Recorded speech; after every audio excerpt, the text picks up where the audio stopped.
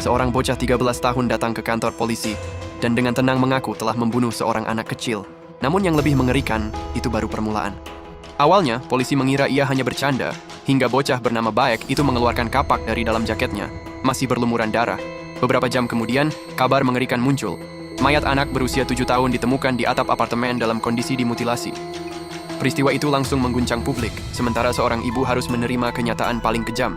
Di pengadilan, Baek mengakui semuanya. Ia mengaku bertemu korban di taman, mengajaknya ke apartemen, lalu mendengar suara di kepalanya yang memerintahkannya untuk membunuh. Ia menyatakan dirinya mengalami gangguan mental dan bertindak seorang diri. Namun hakim merasa janggal. Tidak masuk akal seorang anak 13 tahun mampu merencanakan dan menutupi kejahatan serapi itu.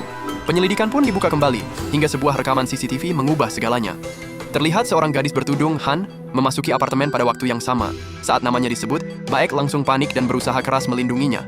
Kecurigaan semakin menguat ketika rekaman CCTV di sekitar kantor polisi menunjukkan bahwa Han berada di seberang jalan, seolah memantau Baek saat ia datang menyerahkan diri malam itu. Han akhirnya ditangkap saat mencoba melarikan diri. Awalnya ia menyangkal, tetapi bukti tidak dapat dibantah. Rekaman CCTV, lokasi ponselnya di tempat kejadian, serta percakapannya dengan Baek. Ia pun mengaku, namun justru menuduh Baek sebagai dalang. Sidang menjadi kacau, hingga Baek akhirnya mengungkap kebenaran. Ternyata, Han adalah pelaku utama. Ia yang mengajak korban melakukan pembunuhan, memutilasi di kamar mandi, serta membersihkan tempat kejadian perkara. Sementara Baek hanya menyaksikan dan memilih diam. Alasan dibalik semua ini begitu tragis.